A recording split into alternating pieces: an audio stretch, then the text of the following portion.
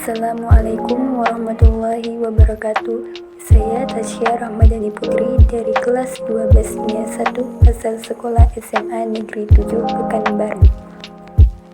Di sini saya akan menjelaskan tentang proses pembelahan sel. Pembelahan sel terdiri dari dua macam, yaitu pembelahan mitosis dan pembelahan meiosis. Pembelahan mitosis adalah proses ketika sel somatik menggandakan kromosom dalam inti selnya untuk menghasilkan dua sel anak yang identik.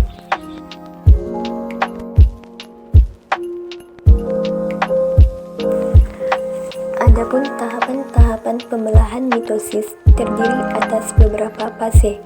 Yang pertama yaitu fase profase. Pada fase pertama ini akan terjadi perubahan terhadap nukleus dan sitoplasma. Kemudian, benang pada nukleus yang dikenal dengan benang kromatin akan mengalami perubahan bentuk menjadi lebih pendek serta menebal. Hal ini menandakan bahwa sel sedang membentuk kromosom.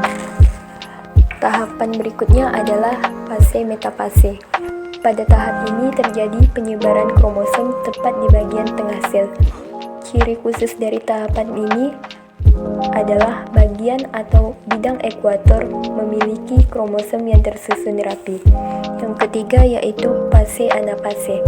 Rangkaian tahap pada fase ini adalah pembelahan pada sentromer, kemudian dua kromatid berpisah yang masing-masing menuju ke arah kutub yang berlawanan. Di akhir fase tersebut nantinya masing-masing kromatid akan terletak pada kutub sendiri. Sementara kromosom yang terbentuk akan menjadi kromosom baru. Yang keempat yaitu fase telopase. Tahap ini adalah saat dimana adanya membran nukleus yang baru mulai terbentuk. Kemudian benang spindel bakal menghilang. Setelah itu, dua buah nukleus baru akan memicu terjadinya pembelahan sel tepat di bagian tengah. Jadi, kesimpulannya yaitu pembelahan mitosis merupakan pembelahan sel yang terjadi pada bagian sel tubuh di mana nukleus terbelah jadi dua anakan dengan sifat sama persis seperti sel induknya. Selanjutnya yaitu saya akan menjelaskan pembelahan sel secara meiosis.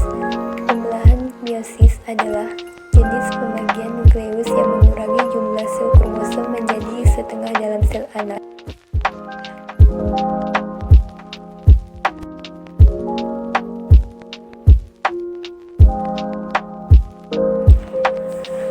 Adapun tahapan meiosis terbagi menjadi dua fase besar dengan 4 tahapan lain yang harus dilewati. Fase besar yang ada dalam proses pembelahan meiosis ini adalah fase meiosis 1 dan fase meiosis 2. Artinya, pembelahan diri pada meiosis terjadi sebanyak 2 kali. Adapun tahapannya sebagai berikut. Yang pertama ada meiosis 1. Fase ini terdiri dari tahapan profase 1, metafase 1, anafase 1, telopase 1, dan juga sitokinesis 1.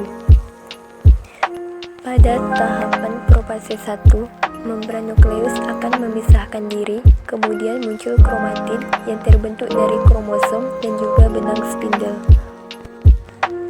Pada fase metafase 1, pada bagian ekuator akan mulai muncul kromosom lengkap dengan benang spindel yang mulai membentang dari kutub bagian ujung yang melekat di setiap sentromer.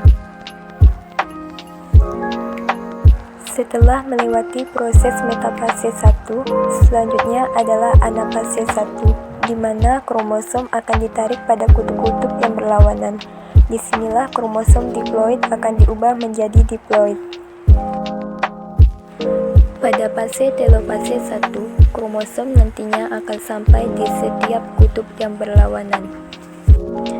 Pada tahapan sitokinesis 1, kromosom akan mulai melakukan pemisahan hingga pada akhirnya menghasilkan dua jumlah sel. Yang kedua yaitu meiosis 2. Tak jauh berbeda dengan fase besar meiosis 1, fase besar kedua ini juga memiliki beberapa tahapan penting dengan penjelasan sebagai berikut. Pada tahap profase 2 ini ditandai dengan adanya kromatid yang mulai menempel pada sentromer.